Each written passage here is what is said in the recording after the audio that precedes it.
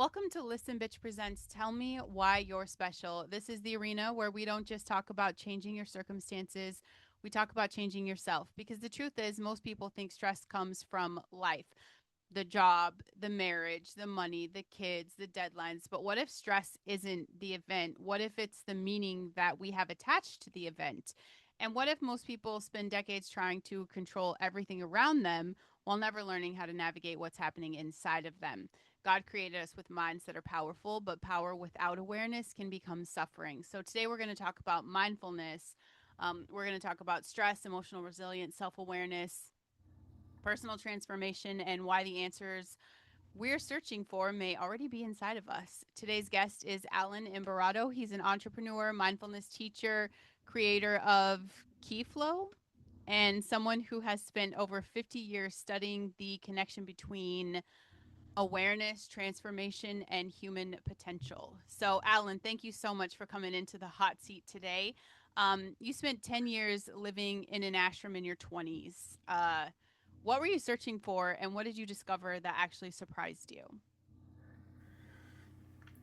Well, I was searching for myself, to know myself and understand the purpose in life and what really is meaningful. So I didn't really, I got lots of hints, lots of clues, and I just got led there by various circumstantial events that brought me to meet a guru in India when I was in my early 20s. And I spent 10 years just going deep within myself.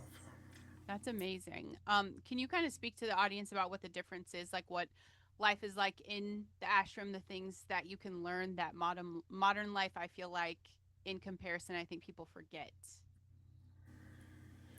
Well, basically, the idea is to be in the world but not of it.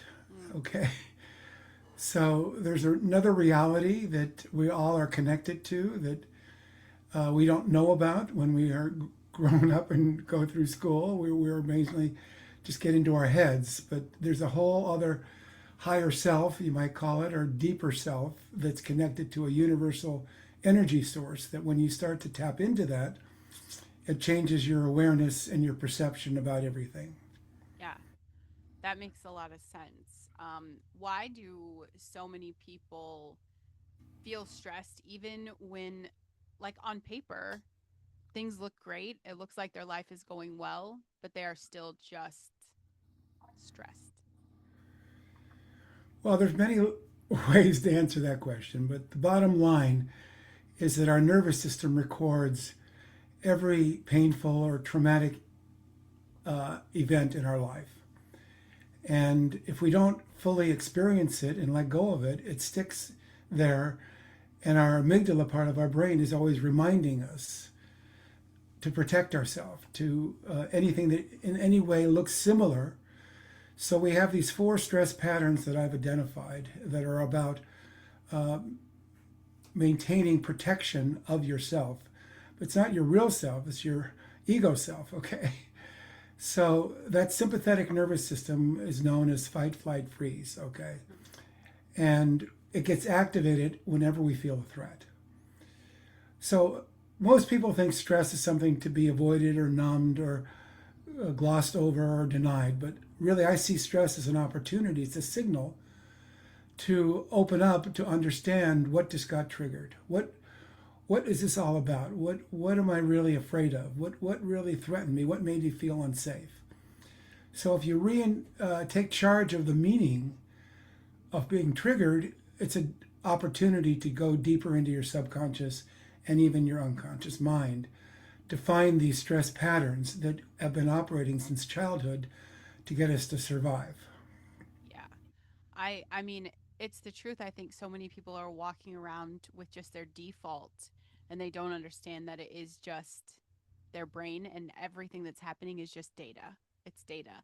How do those emotional triggers get formed and just kind of get stuck in that pattern in the first place? Well, when we're a child, we don't really have discernment or Mm-hmm. discrimination. We're just completely dependent on getting the approval of our parents. We try to be good boys or good girls, and we try to avoid being bad or being blamed.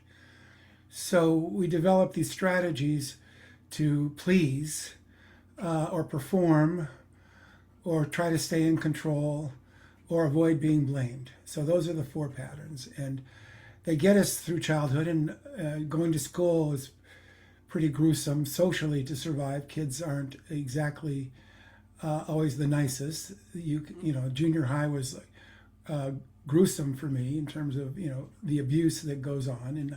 high school was even worse, perhaps. But Yeah. somehow we are in a world where people judge each other or project things onto each other and don't have that core understanding of loving kindness, which is at the center of who we really are. Yeah. I mean, I love that. It is the center of who we are, and I think it's people repeating that pattern and they don't even realize it. It's cuz like there's a lesson. There's a lesson in the pattern. We get a chance to grow through that, and I think that's an incredible gift that we have been blessed with. Um what would you explain as the difference of responding versus reacting? Well, we have another nervous system called the parasympathetic, which is more the calm nervous system, which enables us just be aware. Uh, and if we can just learn, stress resilience is all about learning how to go from being in a reactive mode back to that calm place inside. So the more we can just nip it in the bud and get more interested quickly, like all of a sudden you get a pain in your neck, or your stomach is queasy, or you start feeling anxious, or you start feeling worried, or your mind starts racing. Mhm. Those are all clues that you're uncomfortable. But if we could learn just to be with being uncomfortable for a few minutes, most emotions will resolve within a few minutes. Yeah. But because we judge them as wrong, I can't be angry, or I can't be sad, or I can't be upset about something. We try to hide it and we suppress it. Okay, so then it stays in our body, and that's what keeps us reacting, because we have all these unresolved emotions that are sitting in our energy field. Yeah, Yeah. so that the opportunity is to start to fully experience being in the present Yeah. and just being with what is, not judging it, just be getting interested and curious about it. Yeah. Alan, tell me your story. Like, did you, because I know personally, um, I've I've worked really hard to not be a reactive person, and it's been work, but I only knew that I needed to not be reactive because I was a reactive monster. Like everything, I was raging out. Do you know about this self-awareness because you were once that reactive person and judging your emotions and kind of in the arena of that? Oh yeah, I still do all of them. Yeah. I still react. I run a software company, so I have lots of clients all over the world. Mhm. And when their system has a problem or a bug, I can, they're the one that they come to me. I'm accountable, so I can, if I get defensive and reactive, Mhm. that's just not going to solve the problem. So I meditate usually an hour or so a day and go into that calm place where I just feel centered, and I feel creative, and I feel very clear Yeah. about my purpose, and become more intentional about what I want to create during this day. And if I can just stay connected to that, or when I go off, then I just come back to that. Yeah. So having a foundation of meditation really helps me stay centered most of the day. But it doesn't mean I still don't react. It's like I play a lot of pickleball, Ah, and if I miss a shot, or that something gets goes bad, or I aggressive. Yeah. lose, uh, Competitive, not aggressive. That's the word. Competitive. yes, yeah. So it's to me it's interesting to just see how my mind is working, and that Yeah. I definitely my mind is main job is to protect me. But when I go into meditation, I don't feel that at all. I just feel safe. Yeah. I feel love. I feel joy. I feel happy. So it's really a dance between the two all day Yeah. long. I love your honesty about that because I mean, if I'm being honest, you have like the most calm energy I think I've had anybody sitting across from me where I could just you just have this whole level of calm and it's very tangible. And I'm like, this guy never ever gets mad. It's impossible. So it's thank you for the honesty of the fact that we're all still human. Because no matter how much I've worked on it, yeah, I'm a mom. I'm a stay-at-home mom and I homeschool my kids. Yes, I react sometimes. Not always the greatest. And I look at the data and I'm apologizing and I'm like, man, how was I not feeling good? Because why did I just snap at everybody? Right. I kind of learned that it's me. I didn't do something or I didn't feel good or I didn't meet my own needs and like I'm projecting, you know, mad at somebody else, mad at my babies for no reason. Um, what role does self awareness play in personal freedom? Because everybody wants freedom. Well, it's really an identity issue, really, in terms of who we think we are. If we think, we have to prove ourselves or our self worth, and we have to perform each day to get people's approval or impress people, or we have to be a good, parent or Mm-hmm. a good man or a good woman or a good engineer, or that's our goal every day is to prove that we're a good person. That's driving us to be threatened anytime anything comes up, any evidence, like you're saying, data. I like that Yeah. because I build databases. Nice.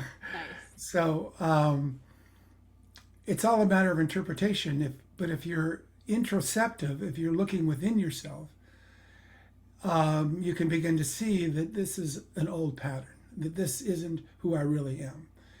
And if we stop identifying with that persona, so to Mm-hmm. speak, that mask, like I just did this personal growth seminar in Sedona, and they had us create masks. Okay, Yeah. they took a mask and what paint on how you present yourself to the world, Yeah. and then what's underneath that, what's your shadow, and paint that.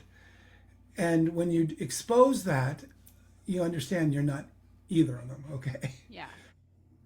but we don't, we lose connection with who we really are, with our true identity, or our true self. And so the opportunity every day is to get closer to yourself, to know yourself, to not Yeah. feel threatened, not take other people's projections or judgments. That's, it's like, it's none of your, there was a book, none of your, it's none of your business what other people think of you. Okay. Yes. That is But the we truth. take it very seriously. Oh my God, they don't like me, or I'm not Mm-hmm. good enough, or, why did they give me a dirty look, or why didn't Yeah. they answer my email, or why didn't they call me back?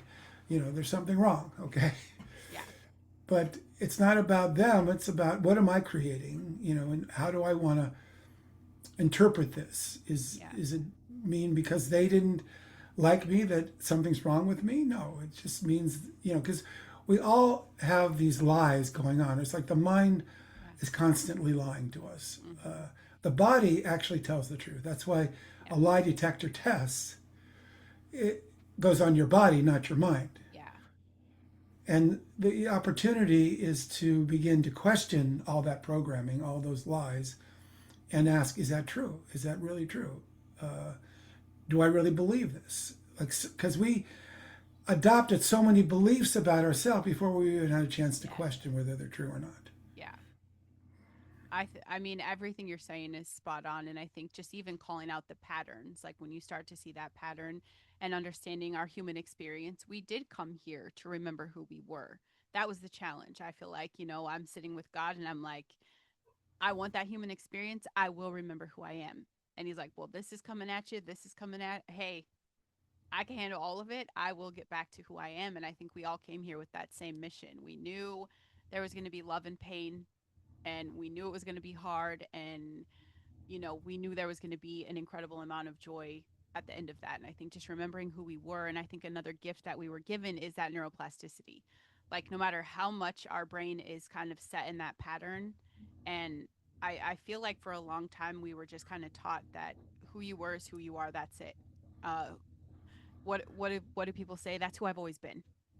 Like Yeah, people get yeah, so stuck on that and it's so untrue because the minute you break up that little pattern, I mean, scientifically, new connections start to happen. So, um, I love that everything you're talking about, it just kind of backs that up. You've got decades in both business and personal growth.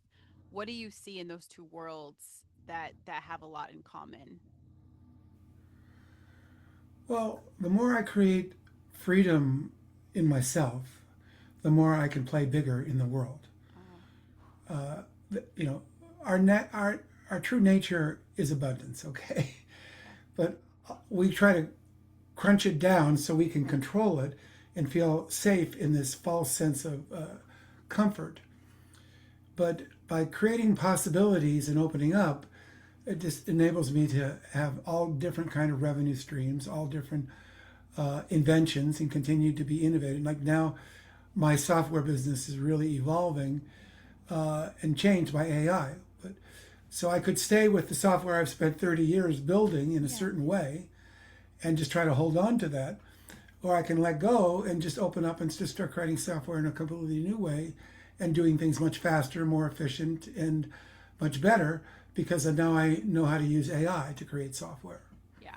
So my freedom to let go and not be attached is as a result of being clear who I really Who am. you are. Yeah, I love that. Why do you think, because this is an underlying story, especially with people that I interview on this show, um, why do successful people often struggle the most with inner peace? Because they're trying to prove themselves. You know, they're trying to be successful because they were told that that's the only way you're going to get loved is if you're successful. If you have a certain amount of money in your bank account, you have a certain house, a certain car.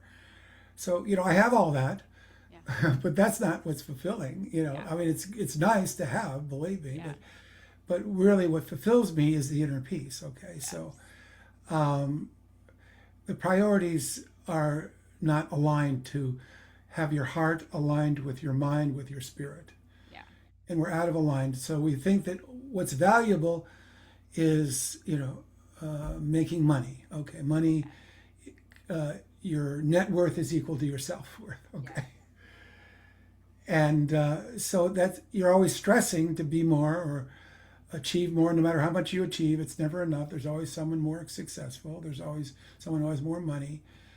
So you can never rest. You always have to have more. But if you have inner peace, you're already connected to abundance. It doesn't. You can play the game in a whole different way. yeah. I mean, I absolutely I love how you explain that very clearly for them. I feel like also that, it's that curated Instagram and it's kind of what social media shows us. Like success is the big house, success is a bunch of cars, success is all the girls, success is a big bank account. And when truly, I think you hit that spot on. It is, can you look in the mirror at night and love who you are? Can you sit with yourself in a quiet room for 10 minutes and be comfortable in that space? It's funny Those you are, brought up the mirror because yeah, I just did this exercise in this workshop, and they had a full length mirror. Okay, yeah, and you had to put your chair right next to the mirror and look directly into your eyes because your eyes are the seat of the soul. And then the facilitator would ask you, what do you see? yeah, What do you feel? yeah, And, just going, letting your soul have a chance to speak, it has different priorities than your mind, okay? yes, But the soul is the one who we were before we came here, yep, and it's going to be who we are when we leave here. So, yeah, this opportunity of being a spiritual being in a human body, if we have that perspective, hmm, then we're not going to be as fearful or threatened by anything. right. I mean, I love that perspective, and I can imagine if we're being honest, Alan, a lot of people were probably super uncomfortable sitting in front of that mirror.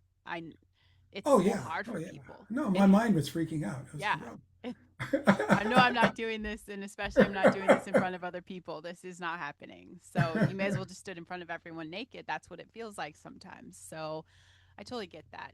Um, So technology, I want to talk about that for a second because it kind of it's a double-edged sword, right? Like it's a huge beautiful gift, but it's also like I'm watching it destroy people. Like I'm watching it destroy souls. I'm watching it have people distracted. How could technology be used to help people become more conscious instead of more distracted? Well, that's sort of been my mission with creating this app, KeyFlow, Yeah. is to use technology to take people deeper. So we have a quiz, like a 3 minute quiz, to help you identify your stress patterns. And then we've created an AI mindfulness guide to engage you in a chat to take you through a 4 step process to face your stress, focus on what is triggering your stress, free you from that underlying fear and core belief, and then open you up into the flow. That's why it's called key flow. Key is life energy, and then flow. But there's lots of meditation apps, there's lots of therapy apps, there's lots of ways to use technology. I mean, AI is amazing. I mean, I Yeah. engage my AI mindfulness guide, and he just gets, pressing me and calling me to look at stuff. And so, I mean, you can use AI for lots of different ways, but if you develop more of an honest, vulnerable relationship with AI, Yeah. AI can really help reflect back and help you facilitate. Like our guide is not a therapist, but it's like more of a facilitator Yeah. to embody it through what we call somatic mindfulness. To Yeah. just because your body has wisdom, and if you just listen to your body sensations, they're going to reveal certain information to you. So we're using this AI agent to facilitate people to go within and understand what their body is telling them. Yeah. I love that. I was very blessed. I had a mentor that introduced me to someone that created a program for my AI, and it has been an incredible gift to me because it sees my blind spots. It sees my like it kind of calls out all of that stuff. I basically, you know, put my journals into it, and it it's been a great gift.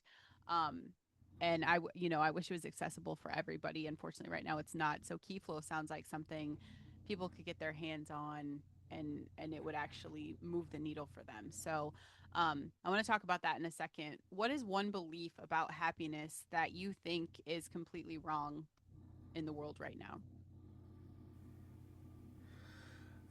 Basically that we're not enough. Okay, Mm-hmm.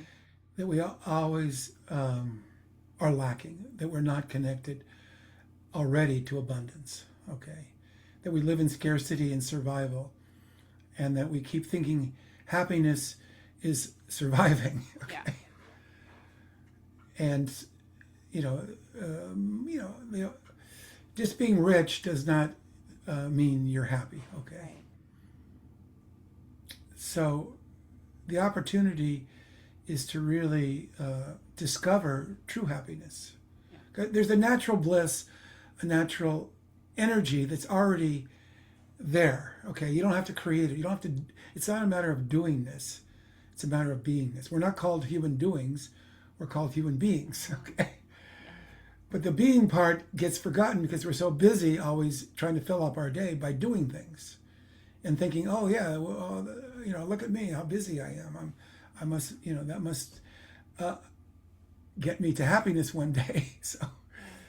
but it's like I was looking at this reel today with Eckhart Tolle, and he was talking about dogs Yeah. and how you look at a dog, they're just naturally happy. You come home and they're just like so happy. They just go into Yeah. this dance and they just like, or a cat, they just like can't wait to see you. Yeah. Just or their tail just keeps wagging. It's like Mm-hmm. they have no ego. They're just like naturally Mm-hmm. just being a dog. Okay, Yep. we could be the same way, Yeah. except we're so programmed and domesticated.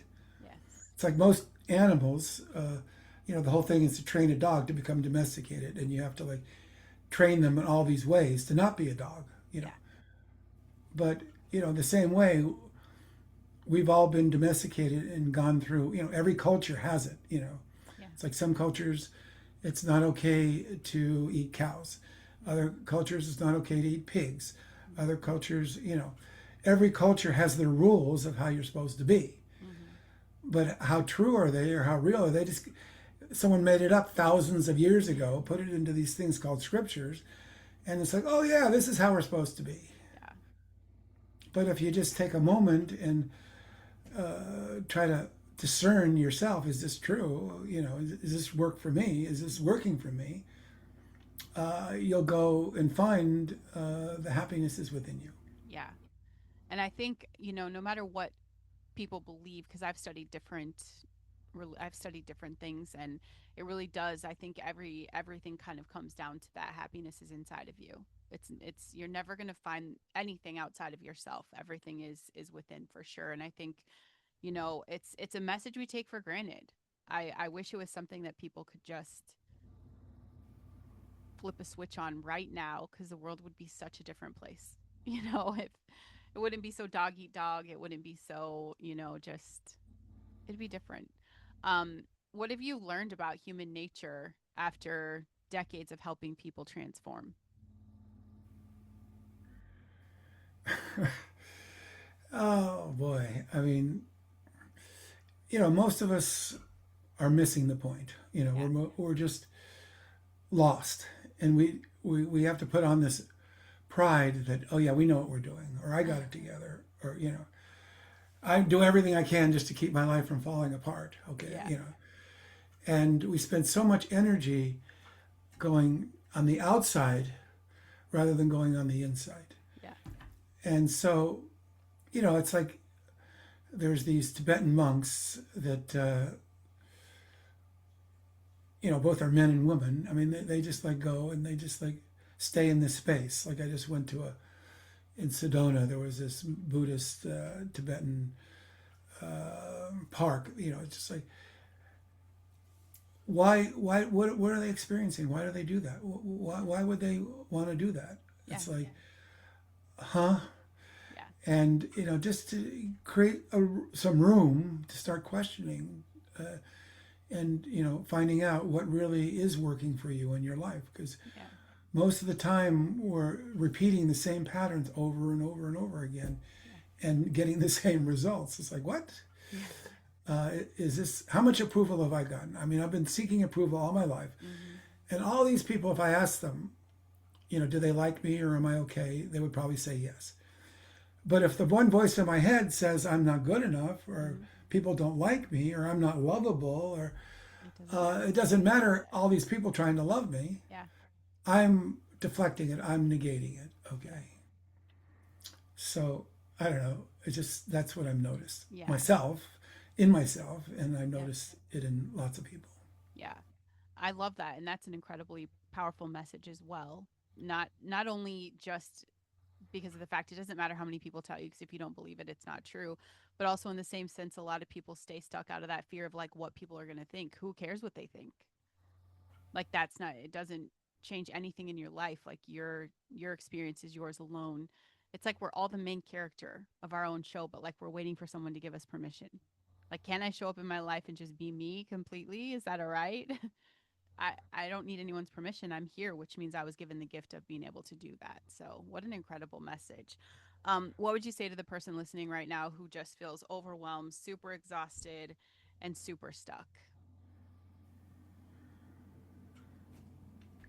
Um, Spend some time just doing nothing. Just sit down and feel uncomfortable and make it okay that you're not perfect. It's like we think our self worth or our self value comes from being perfect. Okay. Yeah. But it doesn't matter. Uh, myself, I might have proven my worth many times to many people, Mm-hmm. and but they don't really care how worthy I am. Right. No matter how much time I proved it to them, until I understand my own true worth. So if something's not working, if something's stressing you, it's a signal. Okay, it's like you're going down a road, and your car all of a sudden, says you're drifting, and the sensor goes off and tries to pull you back to the lane. That's what stress is. Mm. Stress is like trying to get you back to your center. Yeah. So if you just start to pay attention and listen to your inner intuition, your true voice, not your programmed voice, you'll get hints, you'll get clues. Your dreams, listen to your dreams. Um, Serendipity, it's like there's a certain magic that could be happening that you're missing because you're not noticing that there's some other higher force guiding you back to your center. Yes. Okay. You know, whether you believe in angels or guides or Mm-hmm. doesn't really matter. What matters is if you're listening or not. Yeah. I mean, I love that. And just to add to that too, I think society kind of made anxiety like an identity problem. Like people just make that who they are instead of, like you said, it's the alert system. It's the data. It's just information. And that's something I've really had to practice. I mean, it hasn't happened overnight, but it's that when I start getting anxious, I'm thinking, man, what's coming up that I don't feel like I have control of, right? Like that's why I'm freaking out because obviously I'm a control freak and I'm I have 50 million things going on. I just take a step and I breathe and I'm like, okay, what is, let's write it down. Like what's happening this week? What am I losing control of that I didn't have control of in the first place? Or what do I need to let go? It's data. And if you're willing to just ask the questions, you kind of mentioned that before. If you just ask the questions and check in with yourself, I think that goes a long way. Tell us about KeyFlow, the origin story of it, the birth story, how people could find it. Well, I first created an app called Stress Shifter back in 2011 Okay. when the App Store first came out. And it's basically based on a seminar that I did back in the 80s called Winning at Work and at Life, which I created after being in the ashram. So I basically wanted to address that people win at work but lose at life. Okay. Mm. So the material has been evolved over 30 something years. And now with AI, I've created a new version where it's very safe and anonymous and facilitate. I mean, I would travel all over and have to spend a whole weekend with people, you know, taking them through these processes. Now you can get the same breakthroughs in a few minutes by interacting with this AI guide that we've created that incorporates all this material that I was doing for many years. So it's like a four-step process. I alluded to it: facing, focusing, freeing, and flowing to get you resilient to get back into the flow. So, it's an opportunity. It's very safe to be vulnerable. Mm. No one's going to know. You're just talking to your phone or Yeah. to this program, and it's completely private. And it gets to know you. Okay, like you were saying, you've trained an AI, gets to know you. Mm. And it's like, okay, yeah, I know your pattern is to be a perfectionist. You want to control everything. You think you're going to get safe by controlling everything on the outside, or your pattern is to be the performer, to impress everybody and get everyone to approve you. Then that's when you're going to feel okay and safe. Or your pattern is to be the passenger, where you don't have to be in control and you can avoid being blamed. You don't have to be held accountable. Or your goal is to be the pleaser. Okay, you please everybody. Don't make waves, fit in, don't create any conflicts. And then that's going to make you safe. So the quiz helps you identify which of those four patterns, but they're all really running. I mean, I do all of them really, but there's one dominant one that I've invested many years in doing. Okay, so once you can expose that and admit that, then you can have a conversation with this guide called KeyFlow. Key is life energy, and Fu is like a teacher. So, you can go to keyflow.app and you can start the chat or take the quiz. And the quiz only takes like 3 or 4 minutes. And, it's not an indictment, it's not who Right. you are, Right. but it's just seeing the pattern so you have some separation between you and the pattern, and you begin to see how many years you've invested in that pattern of trying to get people's approval or trying to control everything, control people, and see what it's cost you. And the problem with stress is it's very costly. Most chronic diseases originate in chronic stress. Yeah. Heart disease, diabetes, cancer, all these things start with your body constantly secreting cortisol and all these stress hormones that completely keep your body inflamed and throw all your organs out of balance and cause eventual disease. So, Yeah. this app is an opportunity not only for your health and your well being, but to make your life better. Okay. Yeah. It's like a one-stop shop for a lot. I mean, I can already tell this is a lot of experience wrapped up into this. So make sure you guys get resourced in that. It's I'll link it in the show notes for you all. And Alan, this is the part of the show where I get to tell you what I think makes you special, for what that's worth. And it's not the technology. It's which I mean, it's clearly you're a genius. It's not the business success. It's not even the 50 years of mindfulness practice. It's that you've spent your life helping people look inside in a world that is obsessed with fixing everything outside of that. You being here to have these conversations to remind people that awareness changes everything.